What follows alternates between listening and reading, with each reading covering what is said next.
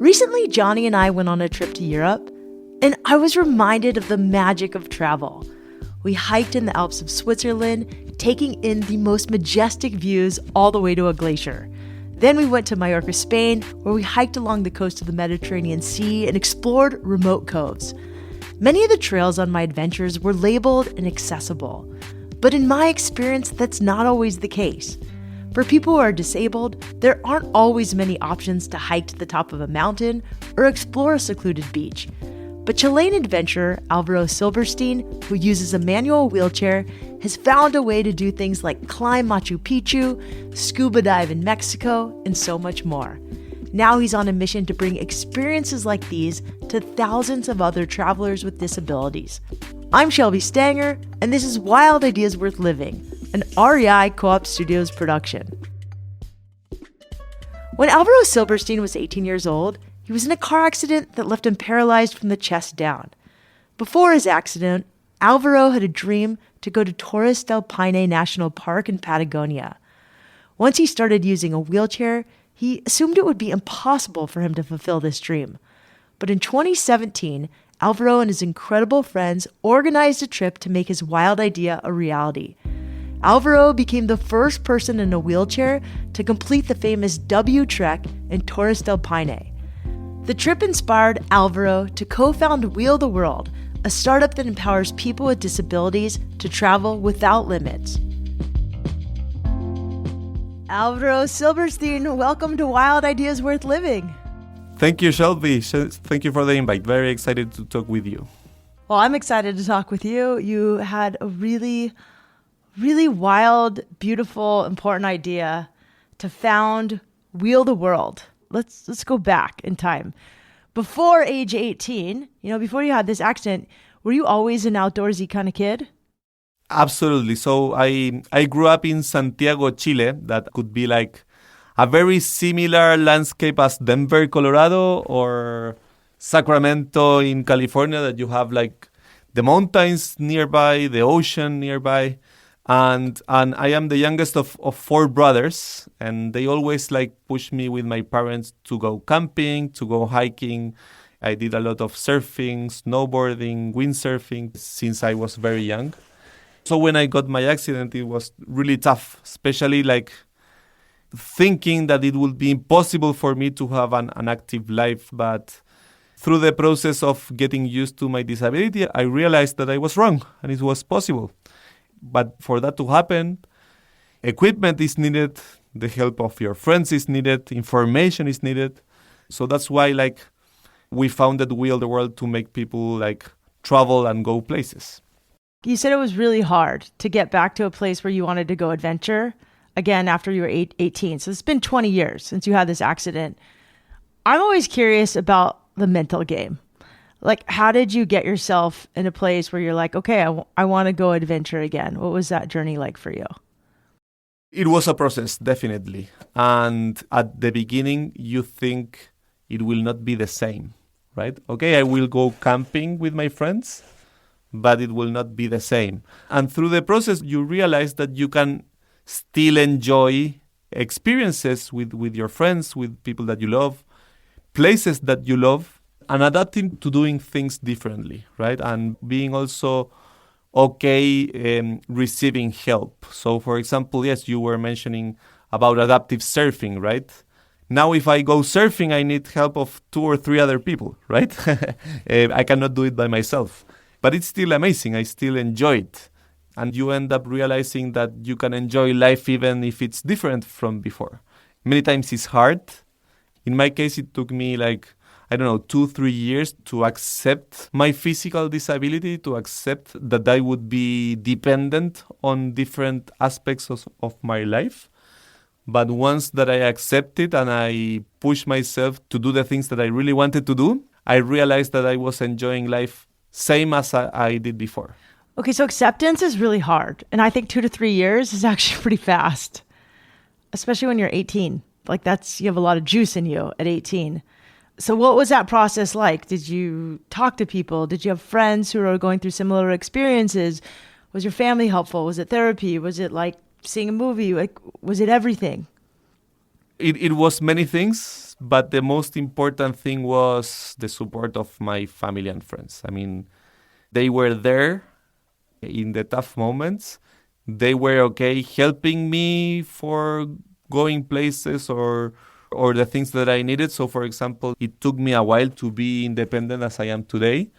But 1 year after my accident, I went back to college, and to go to the bathroom, I needed help. And my brothers, they arranged themselves to go and help me in the middle of the day because we were all living in the same city. So the support that I received from my close network was really important. For example, like 1.5 years after my accident, my best 4 friends were planning a road trip around Argentina from Santiago, that I am originally from Chile, right? And the plan was to cross the Andes by car and do a road trip of 3 weeks around Argentina. And I was living with my parents at that point, not doing much. And they went to my home and they said, Alvaro, you're going with us. Like, there's no excuses. We want you to go to be part of this adventure. We will not accept a no as an answer. And we went together for 3 weeks. And that trip, for example, made me realize that traveling and having that kind of experiences helped me on my rehabilitation process, right? To adapt to the circumstances, to understand how can I solve problems, right? Alvaro has a strong support system that has always helped him adapt and push his limits. About 10 years after his accident, Alvaro started to revisit his old dream of trekking Torres del Paine. Many people thought it would be impossible, but Alvaro's friend Camilo was certain they could make it happen.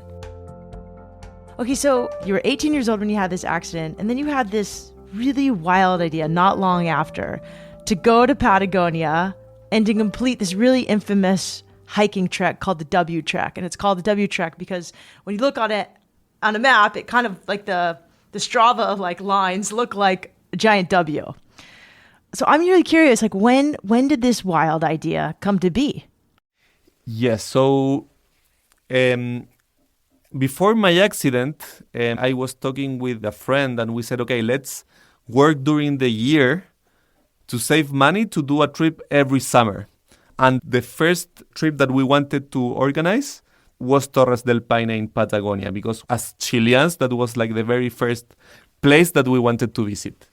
I got injured, so this plan was like not a plan anymore. And after like 10 years, I started to plan my move to Berkeley. Now I live in Berkeley, California. And I went to visit a friend's house, one of my best friends, whose name is Camilo. And he was planning a solo trip to Torres del Paine. And I said, dude, like, you will be there. I would love to go there at some point. Why don't you, like, see how feasible is someone in a wheelchair do this trip? And Camilo is this kind of person that he gets excited pretty easily and he gets obsessed with ideas. And he thought that it was such a good idea. And he went on his solo trip and he was like talking to people all the time and figuring all the time how might we do a trip with me included in my wheelchair, right?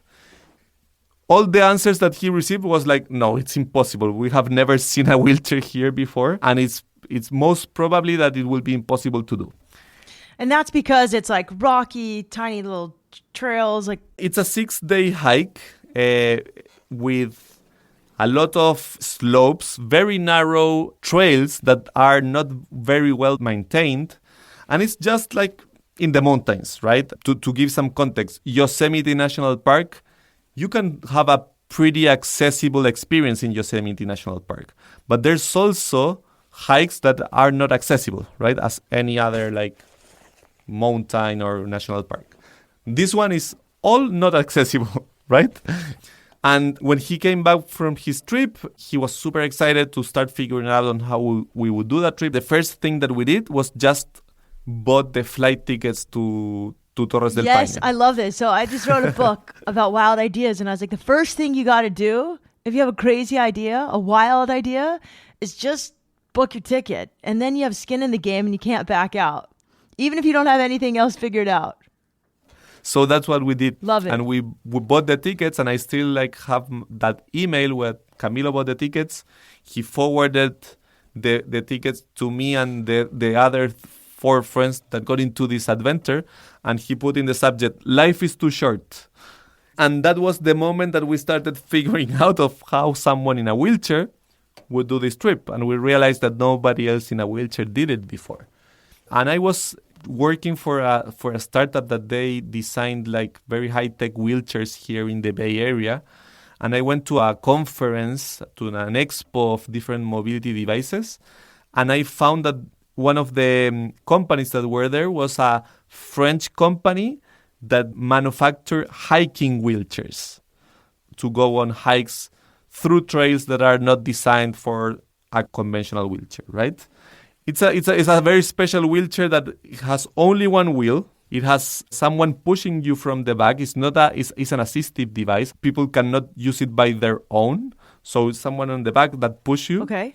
And another person at the front that has harnesses and also push you. And it has suspension, and it has like brakes. Amazing. Yes, and at some point I had some conflicts because I really like to do things by my own. So I was kind of having like conflicts of sitting there, like not doing much effort. But on the other side was like the only way that I would explore and get to those places that I really wanted to visit. Alvaro had to redefine what hiking was for him, and his friends did too. With his specialized wheelchair, hiking was much more of a team effort. One friend would wear a harness connected to the chair and hike in front of him, pulling Alvaro along. Another friend was harnessed to the back of the chair, hiking behind to help push and control Alvaro's speed. Here's the kicker though. This special chair cost $5,000. Alvaro and his friends didn't have the extra cash to spring for this equipment, so they launched a crowdfunding campaign. As part of the campaign, the group decided that after the trek, they would leave the wheelchair in Patagonia for other people to use.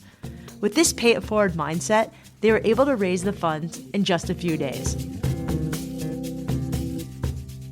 When we come back, we talk about how this small project became a full-blown business and Alvaro's experience pioneering wheelchair explorations all over the world.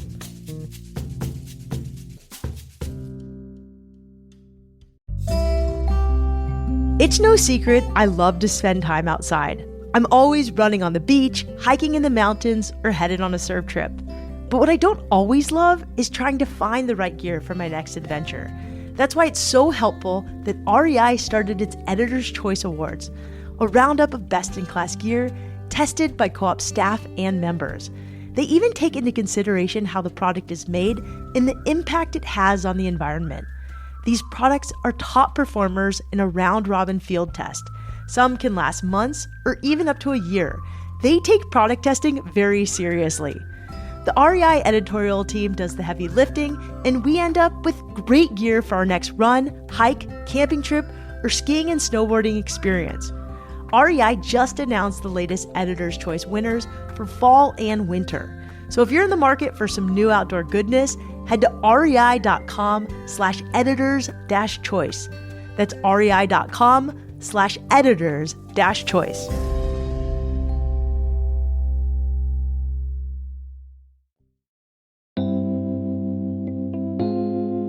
Alvarez Silberstein had always wanted to go to Torres del Paine National Park in Patagonia, Chile. When he ended up in a wheelchair at age 18, he didn't think it would ever be possible. But 12 years after the car accident, Alvaro became the first person in a wheelchair to complete the famous W Trek in Torres del Paine. The W Trek is a 6-day hike through extremely rocky terrain. And one day on the trail, you can experience every kind of weather: snow, rain, sun, even extreme heat and cold. Along the way, there are beautiful lakes, and a massive glacier sits at the end of the hike as a reward for weary trekkers. Not only was it an incredible experience, but it allowed Alvaro the space to have some major epiphanies.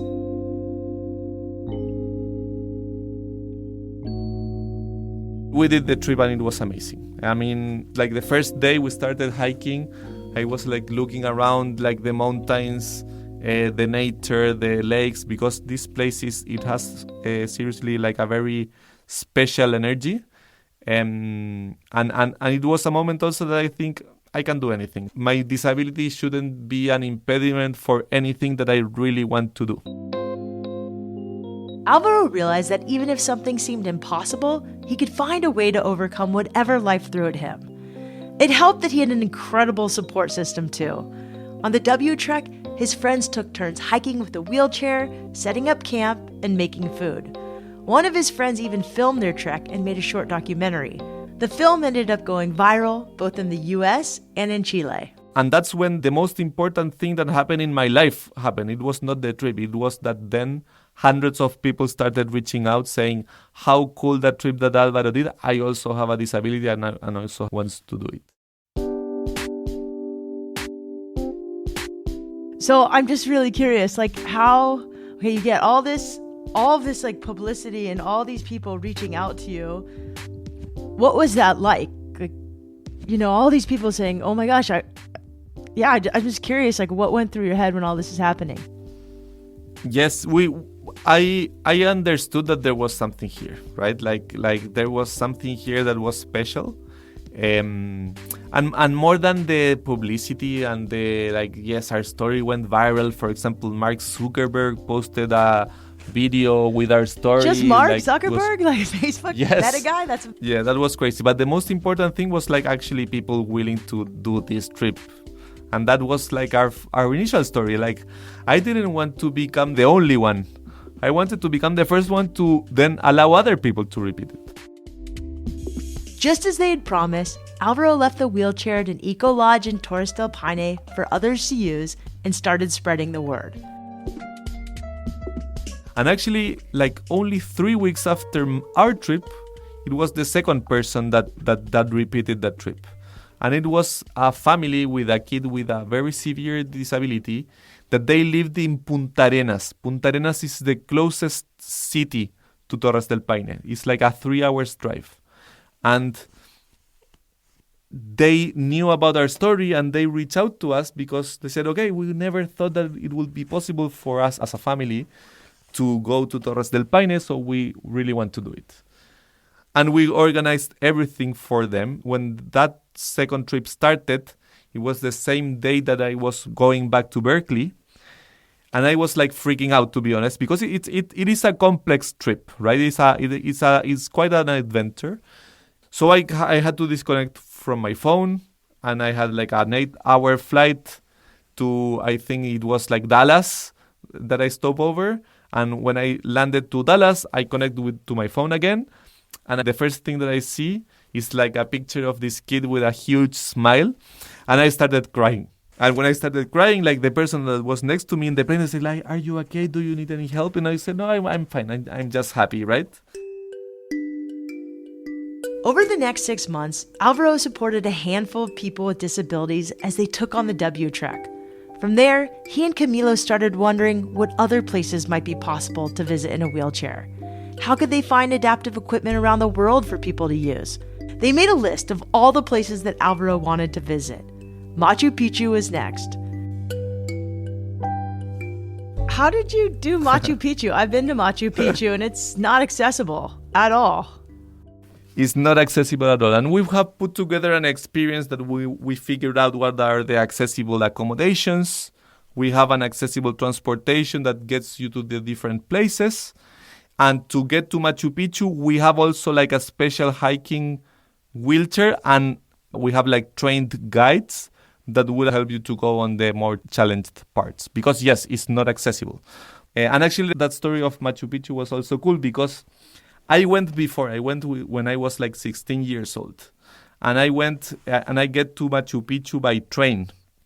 And when I was there in Machu Picchu, I met two guys that they did the Inca Trail. That is actually the hike that you arrive Machu Picchu just like walking, right? Hiking. And I said, oh, like next time I need to come back to this place and I will do the Inca Trail. Of course, after my accident, I thought this would be impossible. But after Torres del Paine, I thought there might be a chance to do it in the same wheelchair. So actually, I The second time that I went to Machu Picchu was to do the Inca Trail, and I get to Machu Picchu by the Inca Trail, and we have a beautiful documentary about that trip in YouTube that is called Volver. Volver in Spanish means going back. And that's an experience that we don't offer to our customers because it was crazy. It was very risky, to be honest. But we do arrange tours and experiences so to people to get to Machu Picchu by train, right?